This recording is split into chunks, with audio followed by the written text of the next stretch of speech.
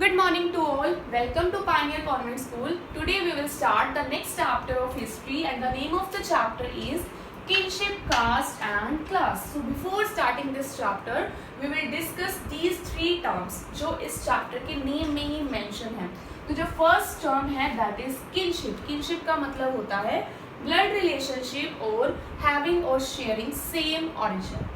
Next caste क्या होता है? कास्ट होता है social division into the society into the different groups. Example अगर हम बात करें तो हमारे इंडिया की अगर हम बात करते हैं तो इंडिया में there are four main caste: Brahmins, Kshatriyas, Vaishyas and Shudras. और क्लास की अगर हम बात करें तो वी हैव अर्लियर डिस्कस कि क्लासेस क्या हैं, division of the society on the economical basis.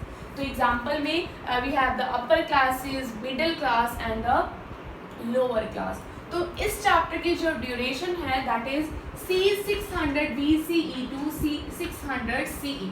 अब इसी ड्यूरेशन को हमने सेकेंड चैप्टर में भी क्या किया है, डिस्कस किया है. लेकिन सेकेंड चैप्टर में हमने किसके बारे में डिस्कस किया है, किसके बारे में स्टडी किया है? इकोनॉमिकल एंड पॉलिटिकल चेंजेस के बारे में जो उस टाइम पर क्या थे, अकर हो रहे थे. लेकिन in this chapter we will focus on the social changes जो उस टाइम पर क्या हो रहे थे, अकर हुए थे. तो अब हम इस चैप्टर में किसके बारे में डिस्कस करेंगे कि कौन से चेंजेस सोसाइटी में इंट्रोड्यूस हुए, सोसाइटी का डिवीजन कैसे हुआ on the basis of class. तो इन द सेकेंड चैप्टर हमने डिस्कस किया कि जो इकोनॉमिकल और पॉलिटिकल चेंजेस इनका पता करने के लिए हमारे पास बहुत सारे सोर्सेज थे, लाइक आर्टिफैक्ट्स, कोइंस और लिटरेरी सोर्स. जो लिटरेरी सोर्स था उसका जो मेन मोस्ट इम्पोर्टेंट एग्जाम्पल है दैट इज इंस्क्रिप्शंस. तो हमने सेकेंड चैप्टर में इनके बारे में डिस्कस किया है. अब सोशल चेंजेस के बारे में अगर हमने बात करनी है तो उसको जानने का एक मेन इंपॉर्टेंट सोर्स क्या है, टेक्सचुअल ट्रेडिशन. टेक्सचुअल ट्रेडिशंस में क्या होता था कि इससे हमें ये पता चलता था कि what were the norms of the social behaviour, means उस सोसाइटी में उस टाइम के जो लोग थे वो किस तरह का बिहेव करते थे, व्हाट प्रैक्टिसेस दे फॉलोड और what rituals they followed.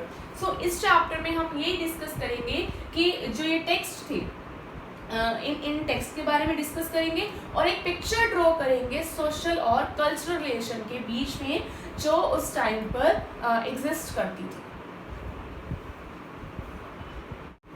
Now let's discuss the first topic, the critical edition of Mahabharata. Mahabharata क्या है? Was the richest edition of the subcontinent, not only India. इसके साथ साथ क्या इंक्लूड होगा, जितने भी नेबरिंग कंट्रीज हैं, अफगानिस्तान, नेपाल, भूटान, बांग्लादेश एक्सेट्रा. तो महाभारत जो है it was written in the form of verses. Verses का मतलब होता है छंद, means something which is written in a rhythmic pattern और रिदमिक मैनर. जितने भी पोएम के स्टैंजास होते हैं वो किस फॉर्म में लिखे जाते हैं, वर्सेस की फॉर्म में लिखे जाते हैं और इन अ रिदमिक पैटर्न. तो महाभारत है उसके अंदर कितने वर्सेस होते हैं, मोर देन 1 लाख वर्सेस, और it was composed over a period of 1000 years. Mahabharata किसकी स्टोरी है? 2 वेरिंग कजन्स की, पांडवास की एंड कौरवास की, and they fought over the throne of the Hastinapur. Mahabharata जो है वो directly does not lays down the norms of the social behaviour and the practices etcetera जो लोग फॉलो करते थे. तो हमें टेक्स्ट को पढ़ने से हमें ये पता चला कि जो सोशल बिहेवियर था या जो सोशल प्रैक्टिसेस थी वो कौन सी थी जो लोग फॉलो करते थे. पांडवास जो या कौरवास जो प्रैक्टिसेस को फॉलो करते थे या जिन प्रैक्टिसेस को सही माना जाता था या गलत माना जाता था, उनसे हमें ये पता चलता था कि उस टाइम की पब्लिक पॉलिसी क्या थी. Now let's talk about the critical edition of Mahabharata under the guidance of the famous Sanskritist that is V.S. Sukhtankar. तो critical edition का मतलब क्या होता है? डिस्कस करना merits of particular thing as well as the faults of that particular thing as तो 1919 में under the guidance of famous Sanskritist V.S. Sukthankar एक प्रोजेक्ट स्टार्ट हुआ to make the critical edition of Mahabharata. तो इस प्रोजेक्ट के लिए they started collecting manuscripts from all over the country. अब manuscripts क्या होते हैं? They manuscripts are the documents जो प्रिपेयर किए जाते हैं और रिटन इन हैंड. अब मैन्युस्क्रिप्ट्स जो होती है they were written in the different scripts. तो हर रीजन में जो भी लैंग्वेज होती है, जो भी स्क्रिप्ट्स होती है, इट वैरीज। तो हमें डिफरेंट कंट्रीज में जितने भी महाभारत के टेक्स्ट मिले वो they were written in the different languages, they were written in the different scripts. अब मैन्युस्क्रिप्ट्स में they started comparing the verses as well, कि मैन्युस्क्रिप्ट्स में उन्हें जितने भी कॉमन एलिमेंट्स मिले तो उन कॉमन एलिमेंट्स को उन्होंने क्या किया, एक साथ कंपाइल किया और उनको पब्लिश किया इन द सेवरल वॉल्यूम्स। तो जब उस जो टेक्स्ट उन्होंने पब्लिश किया उसमें कितने पेजेस थे, इट इंक्लूड्स 13,000 पेजेस, और इसको कंप्लीट करने में कितने ईयर्स लगे, मोर देन 47 ईयर्स। तो हमें ये पता चला कि अब जो ये क्रिटिकल एडिशन थी महाभारत की, इसमें कुछ कॉमन एलिमेंट्स भी थे as well as there were the regional variations too. अब जो कॉमन एलिमेंट्स थे उनको तो कंपाइल किया और पब्लिश कर दिया इन द सेवरल वॉल्यूम्स, जो रीजनल वेरिएशंस थी उनको किस फॉर्म में लिख दिया, इन द फॉर्म ऑफ फुटनोट्स। तो इन रीजनल वेरिएशन से हमें ये पता चला कि सोसाइटी में सोशल डिफरेंसेस थे, लोगों के आइडियाज़ में डिफरेंसेस थी, लोगों की प्रैक्टिसेस में डिफरेंस थी। अब एक बात यहाँ पर नोट करने वाली है कि जो टेक्स्ट थे they were written in the Sanskrit और ब्राह्मण्स के द्वारा ये लिखे गए थे। तो हिस्टोरियंस ने जो ये टेक्स्ट डिस्कवर किए, उन्होंने इन टेक्स्ट को कैसे they took these text on their face value. Face value का मतलब कि जो भी इस टेक्स्ट में लिखा गया था या जो भी उन्हें इस टेक्स्ट से पता चला या जो भी वो प्रैक्टिसेस जो भी फॉलो की जाती थी उस टाइम पर, तो हिस्टोरियंस ने उनसे ये डिस्क्राइब किया कि जो ये प्रैक्टिसेस थी they were actually practise throughout the country. तो ये जो सारी प्रैक्टिसेस थी वो पूरी कंट्री में प्रैक्टाइज हो रही थी। तो इससे हमें ये पता चल रहा है कि यहाँ पर कुछ रीजनल वेरिएशंस भी थी और साथ साथ लोगों के आइडियाज़ में, लोगों के प्रैक्टिसेस में क्या थे, डिफरेंसेस भी थे। Now let's discuss the another topic of this chapter, kinship and marriage. Kinship के बारे में हमने अभी पहले ही डिस्कस किया है कि इसका मतलब होता है ब्लड रिलेशनशिप और हैविंग और sharing the same origin. So we will discuss the first subtopic that is finding about families. तो जो फैमिलियल टाइज थी they are mostly based on the blood. Mostly इसलिए क्योंकि जो फैमिलीज थी they can also be by the way of adoption और through the marriage. तो जो संस्कृत टेक्स्ट थे they usually use the term kul which refer to the family. और यहाँ पर और भी बहुत सारे टर्म्स हैं दैट इज ज्ञाति एंड वंश। वंश मीन्स जो ऑर्डिनरी लैंग्वेज में क्या कहा जाता है, वंश कहा जाता है। Both of these make the lineage और gotra. Gotra means people who descend from the male ancestor means पूर्वज। तो एक इम्पॉर्टेंट थिंग हमें फैमिली के बारे में ये पता चलती है कि अगर हम फैमिली के बारे में बात करें तो it is easy to get information about the elite families और the ruling families, but it is also difficult to get the information about the ordinary people. ऐसा क्यों? क्योंकि जो एलीट फैमिलीज थी जो रूलिंग क्लास होती थी they had the enough sources to get their accounts written by them और to preserve them. लेकिन जो ऑर्डिनरी पीपल थे, कॉमन पीपल थे, उनके पास ये रिसोर्सेज नहीं थे। Now let's discuss the another subtopic that is ideal of the patrilineal. Patrilineal क्या होता है? Means to trace the descent from the father's side.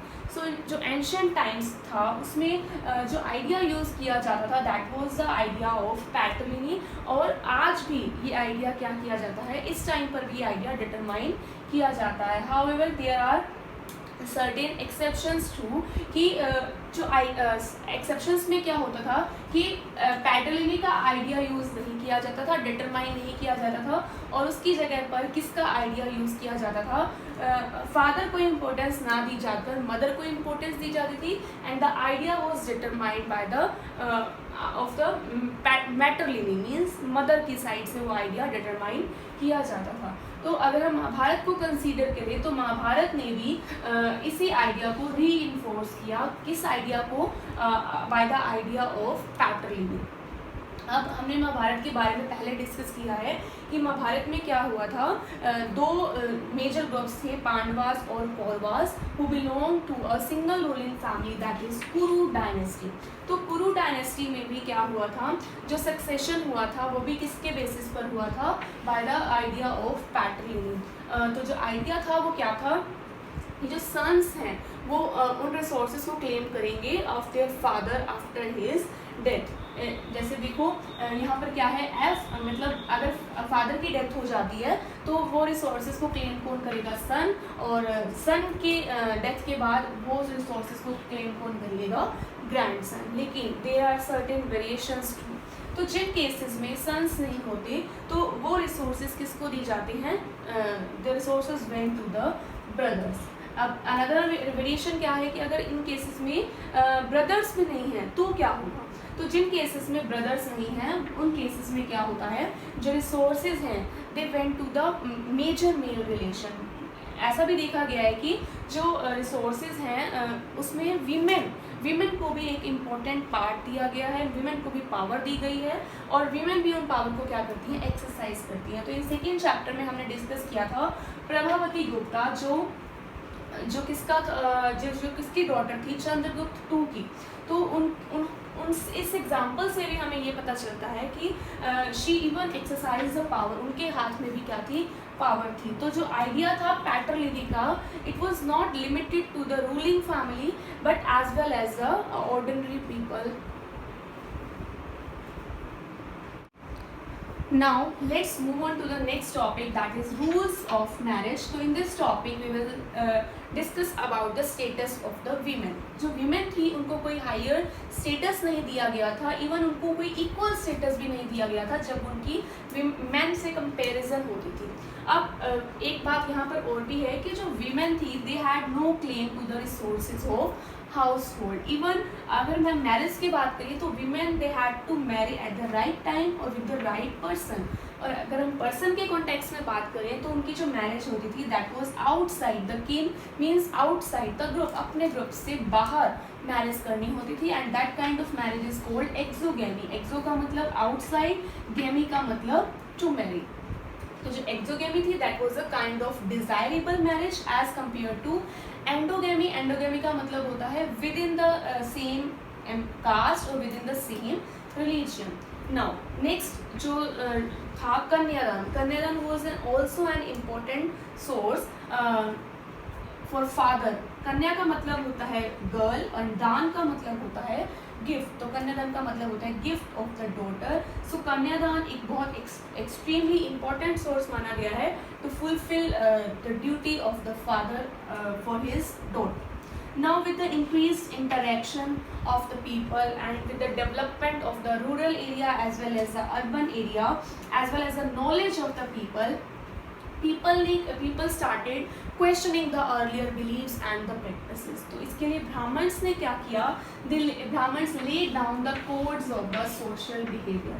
जो ब्राह्मण्स ने कोड्स lay down किए उनमें उन्होंने ये कहा कि जो सोशल बिहेवियर के कोड्स थे उनको लोग क्या करें, फॉलो करें। और जो भी कोड्स ऑफ बिहेवियर उन्होंने डिस्क्राइब किए, ले डाउन किए, they came to be known as Dharmashastra and Dharmasutras. अब धर्मशास्त्र और धर्मसूत्रास इनकी क्या थी, अथॉरिटेटिव वैल्यू थी। और ब्राह्मण्स ने ये भी डिस्क्राइब किया कि they had a universal validity, means इसमें जो भी रूल होता था, जो भी लॉ होता था, वो ऐसा प्रोजेक्ट किया जाता था कि हर रूल हर लॉ को लोग क्या करें, फॉलो करें। और इन कोड्स ऑफ सोशल बिहेवियर के थ्रू जो ब्राह्मण्स थे उन्होंने they started exerting the influence over the other caste. उन्होंने अपना इन्फ्लुएंस दूसरी कास्ट पर भी करना शुरू कर दिया। तो इसका एग्जाम्पल क्या है, 8 फॉर्म्स ऑफ मैरिज। और 8 फॉर्म्स ऑफ मैरिज में जो फर्स्ट फोर मैरिजेस थी they were considered good, like Brahma,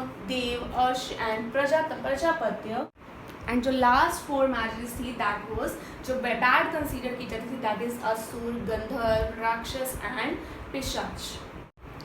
now let's move on to the next topic, that is the gotra of the women.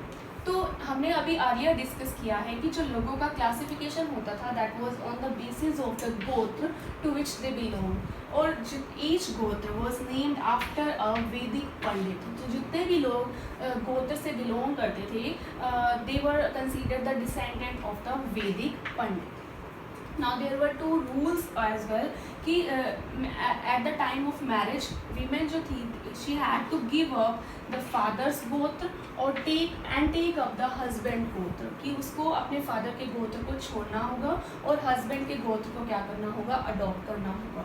जो सेकेंड रूल है that was कि she had not to marry within the same गोत्र, कि उसको same गोत्र के किसी भी पर्सन से मैरिज नहीं करनी। However there are certain exceptions too। अब ये एक्सेप्शंस की अगर हम बात करें तो एक्सेप्शंस किसके केस में बात करेंगे, in the case of Satavahanas which was the ruling dynasty in the Deccan. अब सतवाहंस के केस में अगर हम बात करते हैं तो यहाँ पर एक इम्पॉर्टेंट थिंग और भी नोट करने वाली है कि the practice of polygamy was extremely widespread. Means जो हस्बैंड था उनके पास सेवरल वाइफ्स थी as oppose to the polyandry. इस केस में क्या होता था कि women had the several husbands. तो सतवाहंस के केस में अगर हम देखें कि जो वीमेन थी इसमें ये देखा गया था कि जो वीमेन थी अगर जो इन सतवाहन रूलर से मैरिज करती थी उसमें ये देखा गया था कि दे रिटेन देयर फादर्स गोत्र, और ये भी देखा गया था कि some of the women had married within the same gotra. तो यहाँ पर हमें इन रूल्स को फॉलो करते हुए नहीं देखा गया, यहाँ पर हमें कुछ वेरिएशंस भी दिखी। तो this was all about the today. Thanks and have a nice day.